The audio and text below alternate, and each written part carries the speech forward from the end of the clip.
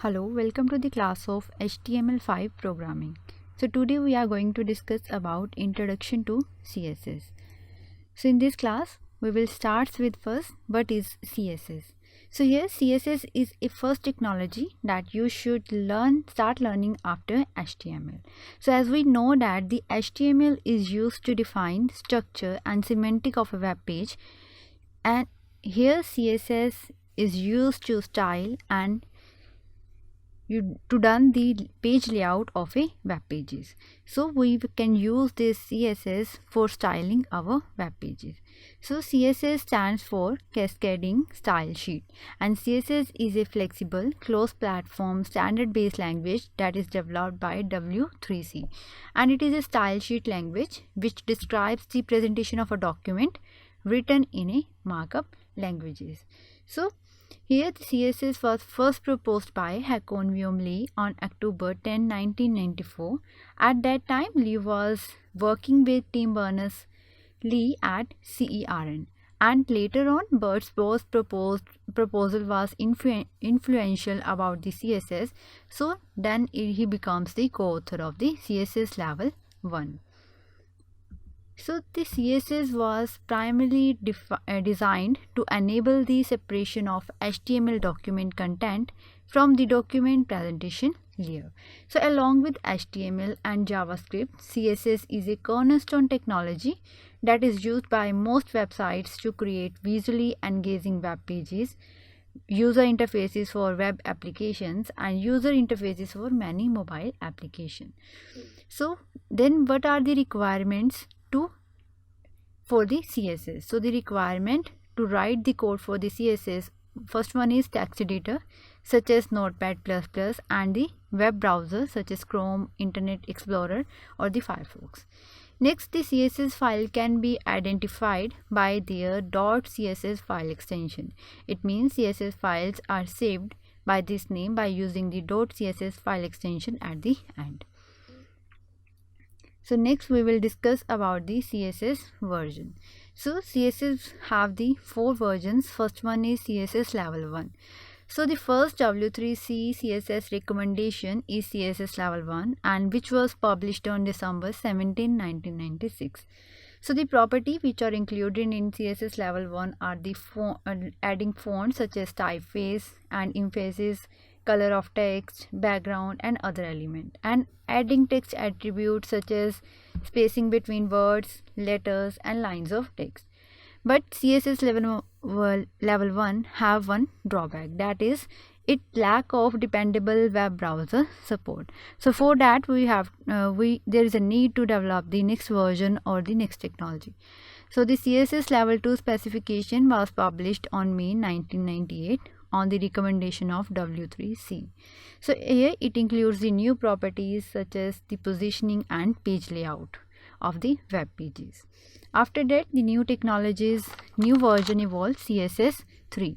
So in this, there is a separated documents which are divided and they are known as the modules. So each module adds new capabilities or extends features that are defined in CSS level 2 by preserving the backward compatibility. After that, there's a new version come, that is CSS 4 or the CSS level 4.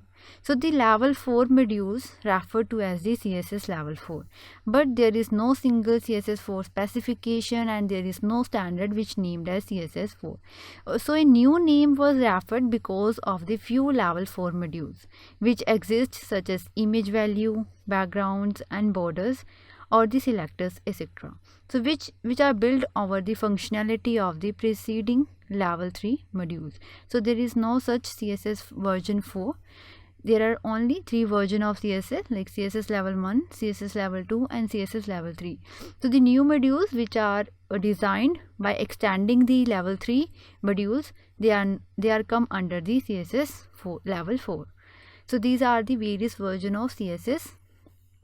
After that, we will discuss about the CSS method. So there are 4 methods which are used to incorporate CSS technology in HTML program. So these are the inline style, embedded style, external style and imported style. So first one, in inline style, the codes the inline styles are coded in the body of the web page as an attribute of an HTML tag. So here we will use the style attribute to code the style in the web pages. So it is applied to specified element. Next one is embedded style. So embedded style is also known as the internal style, and they are defined within a style element in the head section of a web page, and it is applied to the whole web page because it is declared in the head section of a web pages.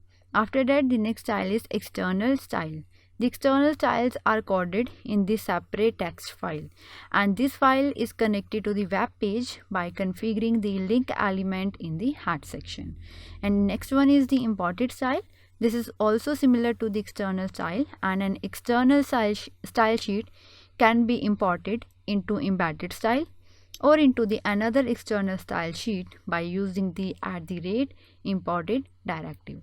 So these are the four methods by which we can incorporate CSS technology in the HTML programming. So we will discuss about in detail later on. So next we will discuss about the CSS syntax. So CSS has a simple syntax and use a number of English keywords to specify the name of various style properties. A style sheet consists of a list of rules, and these rules are further divided into two types, that is CSS style rule selector and CSS style rule declaration. So in CSS style rule selector, the selector can be an HTML element name, a class name, or an ID name, whereas in the CSS style rule declaration, the declaration indicates the CSS property setting and the value that are assigned to the property. So here in the example, here given the body, curly brackets, color and colon then red. So here the body is the selector. After that there is a declaration part. So in declaration part, color is the property setting, whereas red is the value that is assigned to the property. So in next example, H1, here is the selector and the next rest part is the declaration. So here in the curly bracket there is a declaration, the text alignment is the property, and the center is the value that is assigned to the property. So in this way we can set the CSS syntax in the HTML program.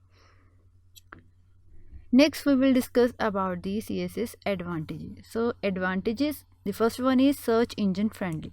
So there is a less code and more content is added to the HTML program will make it search engine friendly. After that, it provides advanced control of presentation. So by changing the appearance of an entire website by editing only the single style sheet, so it provides the advanced control of presentation. Next one is easy maintenance of multiple web pages. So by reducing the risk associated with maintenance of large website, like we are only editing this single style sheet, and the single style sheet will apply to a entire website. The changes which we made in a single style sheet will be applied to the entire website. So this will make the easy maintenance of a multiple web pages. After that, faster page loading. So with CSS, the file size and the bandwidth usage reduces, which made the web page to load faster. Next, it is easy to learn, and then styles can be stored separately. So you can store styles in a separate document and associate them with the web page. When the styles are modified, the HTML remain intact. So these are the various CSS advantages. So this is all about CSS. Thank you.